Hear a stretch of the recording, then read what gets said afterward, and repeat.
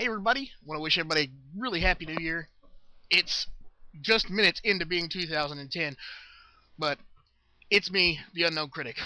And this New Year's, I had to spend New Year's Eve by myself, just me and the cats, because the wifey had to work and she won't be home for another hour.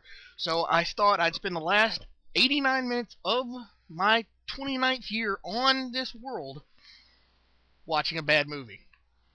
And this, the last movie for 2009, the first review of 2010, is on Idaho Transfer. I know what you're saying. You're saying, Scotty, what is Idaho Transfer? Or what the hell is Idaho Transfer? I'll tell you what Idaho Transfer is. It's a piece of crap. And I say that about a lot of things. I've said it about numerous movies in my life, but this one probably takes the cake. It involves time travel. And as we all know, we've discussed it before many times, time travel is not a good idea. The only time travel you should do is linear time travel, which is what we're doing right now. Per second. You start messing with time, you screw things up. And when you screw things up, you can never put it back the way you should. Case in point.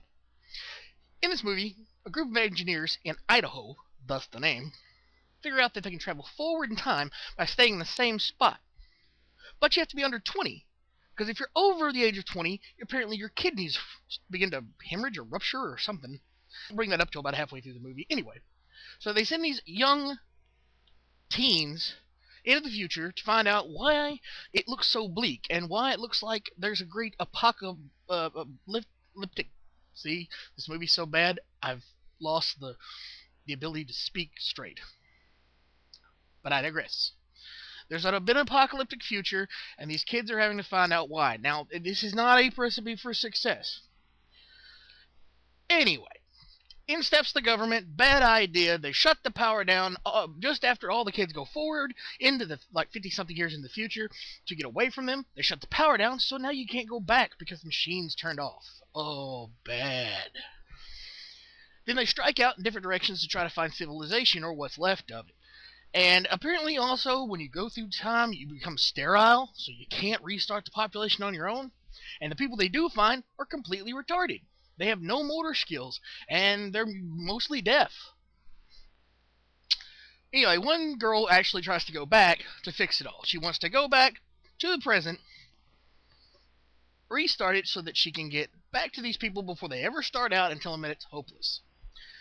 When she finally gets back to the machine, the power does work just long enough for her to get through. And instead of finding someone to help her, she swaps a bunch of dials around and goes back. And this time she finds herself even further in the future. Now, this wouldn't be a bad thing. This, obviously, I had hoped that maybe she would actually find someone. The people she does find, apparently, their civilization drive cars that use people for fuel. You heard me correctly. I said she finds people who use people for fuel.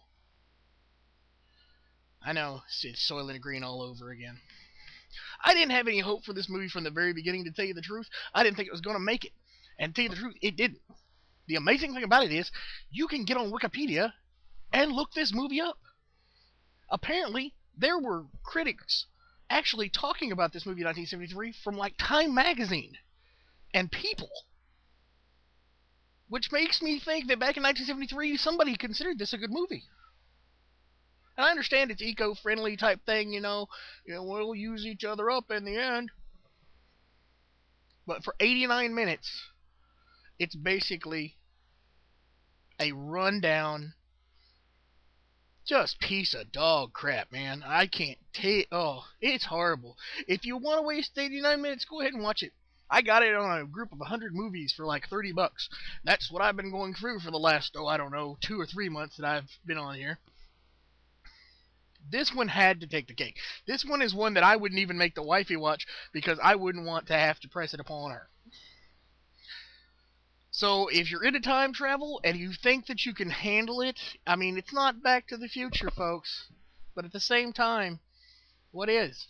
So, this has been the Unknown Critic, after watching Idaho Transfer. Happy 2010, guys. Let's make it better than the last couple of years. And I'll be seeing you.